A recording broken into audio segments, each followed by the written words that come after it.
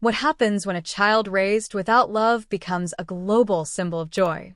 Can music not only heal an audience, but also the musician who plays it? And how does someone who's been silenced all their life find a voice that reaches millions? These are the quiet questions that follow the life of André Rieu, a man whose name today is synonymous with romance, with violins that seem to sing, and with concert halls that pulse like hearts in rhythm. But behind the elegance of tuxedos and sweeping waltzes lies a story rarely told, a story of emotional coldness, rejection, and a relentless fight for light in a world that offered him only shadow.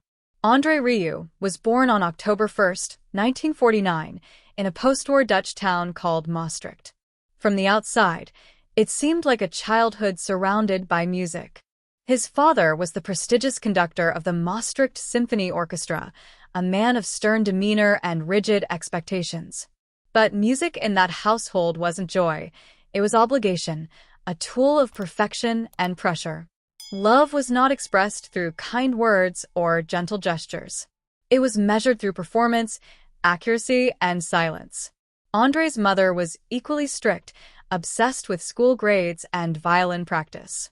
In their home, a compliment was a threat to discipline, and any hint of emotional praise was seen as weakness. There was no warmth in those walls. And for a young boy, the world seemed like a stage where he was never allowed to be himself. But then something happened. A flicker of feeling in a life otherwise ruled by cold precision. André was just 5 when he met his first violin teacher. She didn't just teach notes. She breathed life into them. Her playing wasn't about impressing anyone. It was about expression, emotion, something André had never been allowed to show. For the first time, he felt something beyond fear or duty. He wasn't just holding a violin. He was listening to a language he longed to speak. That moment, that quiet awakening, planted the seed of everything he would later become.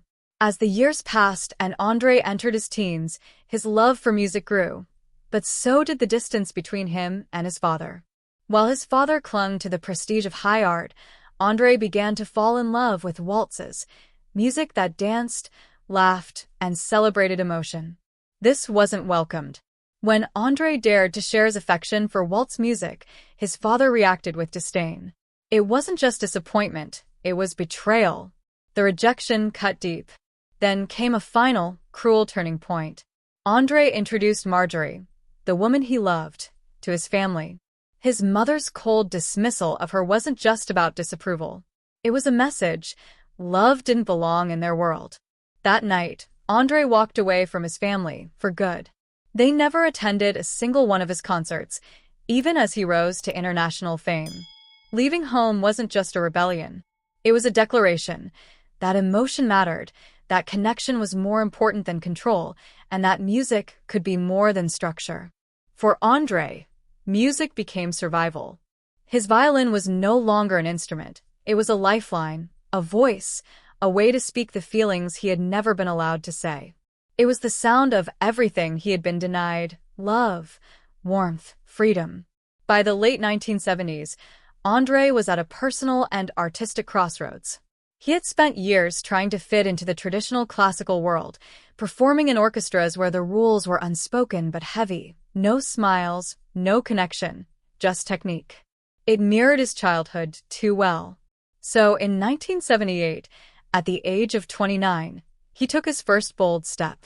He founded the Maastricht Salon Orchestra, a small, humble group of musicians playing in quiet halls, driven more by heart than applause.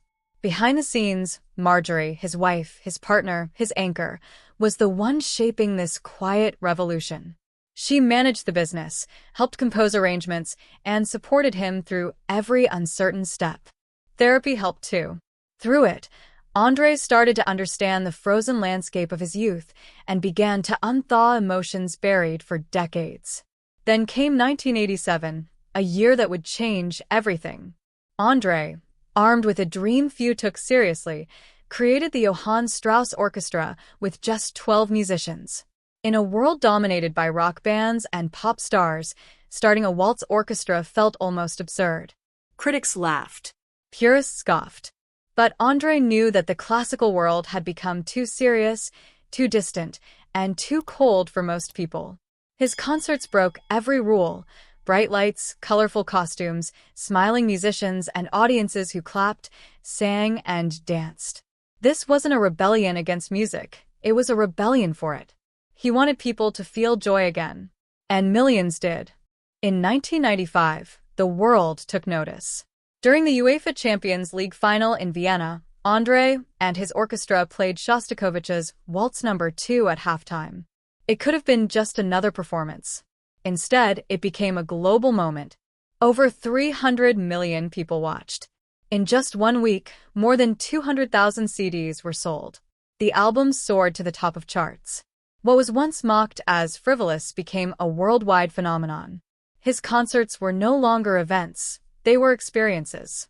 People laughed, cried, and felt something real. Even as critics continued to label his work as too theatrical, André never wavered. He wasn't playing for them. He was playing for everyone who had ever felt left out by the classical world. By 2008, André took his vision even further, building a full-scale replica of Vienna's Schönbrunn Palace and touring with it, fountains, horses, grandeur, and all. It shocked the traditionalists and delighted his fans. He wasn't just challenging classical norms, he was replacing them with something more human. But the pressure to keep performing, to keep pleasing millions, took a toll. In 2010, a viral ear infection nearly ended everything. His balance was affected, his performances cancelled, and the fear of never returning loomed large. Then in 2016, tragedy struck again. His longtime trombonist and dear friend, Ruud Merckx, died suddenly during a tour. The grief was unbearable. André was not just a performer anymore. He was a man carrying decades of pain, responsibility, and loss on his shoulders.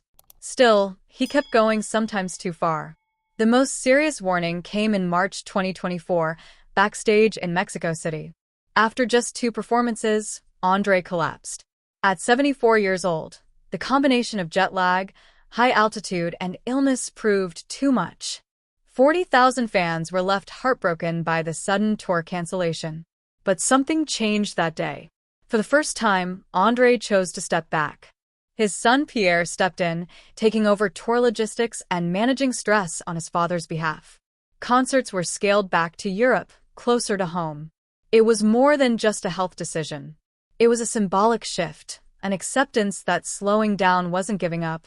It was surviving. The COVID-19 pandemic had already shown him how fragile everything was. In 2020 and 2021, concerts stopped.